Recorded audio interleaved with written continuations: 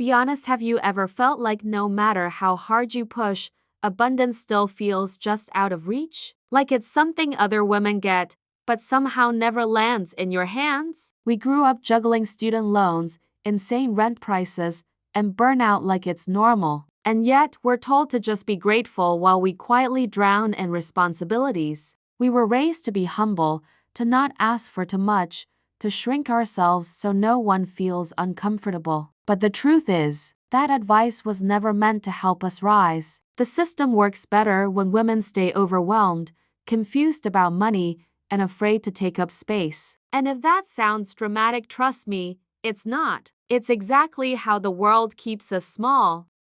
And while you're trying to hold everything together, the thoughts start spiraling. Am I behind? Why is money always stressful? Why do I feel guilty wanting more? It's exhausting pretending everything is fine when your bank account tells a different story. And here's the danger.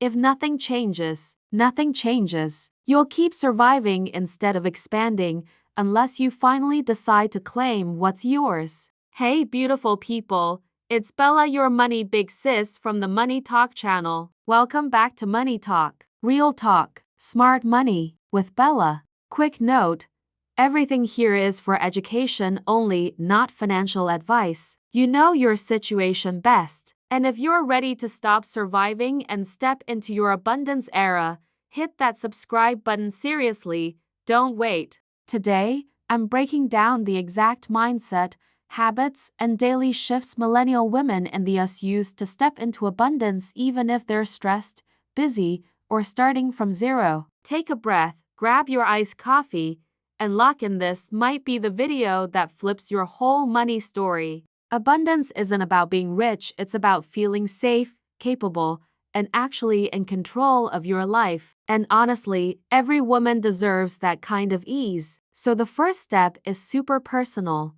You get to define what abundance means for you, not anyone else.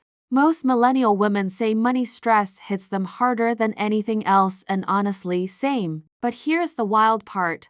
Most of us don't even have our own definition of what financial success actually looks like. Imagine waking up without that knot in your stomach and finally saying yes to yourself without guilt. When you chase society's definition of abundance, you end up running after goals that were never yours to begin with. But when you define abundance for yourself, the comparison game finally stops losing its power. Like Oprah said, you become what you believe, so build your abundance playlist, the one that actually feels like you. So many of us grew up hearing that money is limited, and it made us shrink our dreams before they even had a chance. But when you shift to expansion thinking, you start asking yourself, what if there is a way? It's wild how one tiny question can open doors you didn't even realize existed. Imagine walking into opportunities without talking yourself out of them before you even try. Most of us hesitate because we think we're not ready,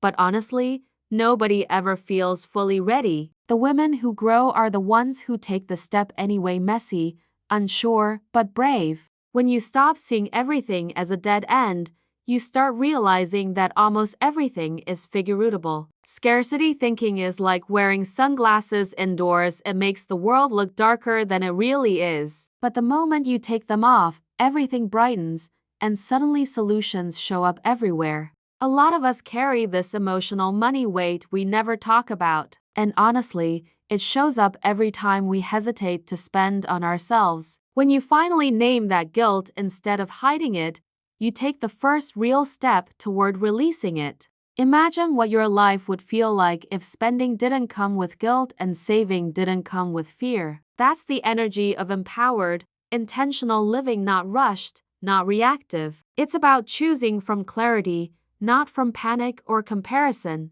Money guilt is sneaky, but it loses its power the moment you speak it out loud. Like Brent Brown says, shame hates being spoken. And honestly, releasing money shame is like dropping a weighted backpack. You feel lighter instantly. Abundance grows so much faster when you can actually see your money instead of avoiding it. When it's visible, it stops feeling scary and starts feeling empowering. And that's why we use a super simple, stress-free 3-bucket system: spending, saving, and future. Most millennials don't actually have a system. Over 60% are just trying to keep up day by day. But the truth is, when you track your money even once a week, your confidence literally doubles. Imagine finally checking your accounts without that little stomach drop.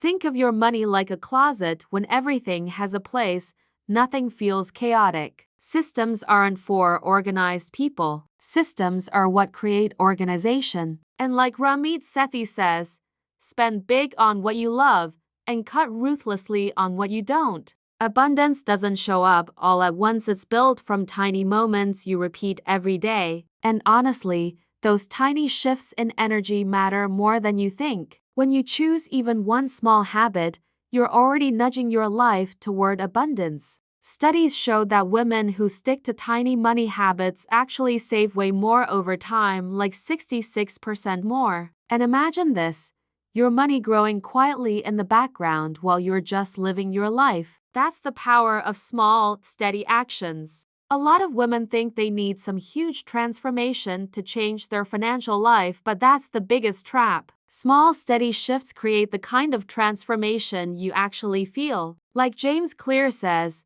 we don't rise to our goals, we fall to our systems, and habits are your system. Here's the truth. Abundance doesn't fall into your lap, you have to ask for it. And I know asking can feel uncomfortable, especially when you've been taught to stay small. But the moment you practice the confident ask, you open doors that were never going to open on their own. Most women ask for raises 30% less often, not because they don't deserve more, but because they're afraid of seeming difficult. But here's the twist. When women do ask, they actually get a yes more often than they expect. Imagine asking for what you want without shaking, apologizing, or shrinking.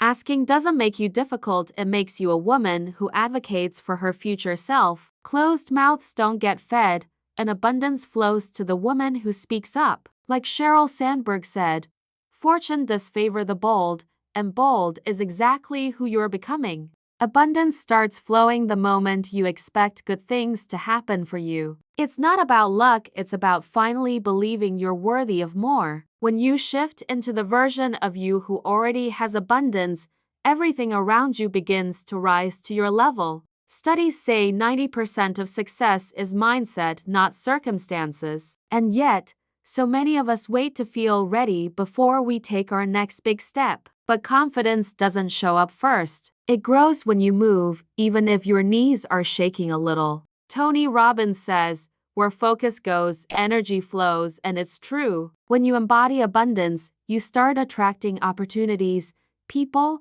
and moments that match your energy. Think of yourself like a magnet. The stronger your belief, the stronger your pull. Today, we uncovered why abundance can feel so out of reach and how women like you can start claiming it right now. From redefining abundance, shifting out of scarcity, healing money guilt, all the way to building habits, systems, and stepping into confidence, this is your moment. You deserve abundance now, not someday. If this video opened your eyes even a little, go ahead and hit like, subscribe, and share it with a friend who needs this message today. And tell me in the comments what's one abundance shift you're claiming starting today. Your story could inspire another woman. You're watching Money Talk, Real Talk, Smart Money with Bella. Take care of your money, take care of your mind, and abundance will take care of you. I'll see you in the next one.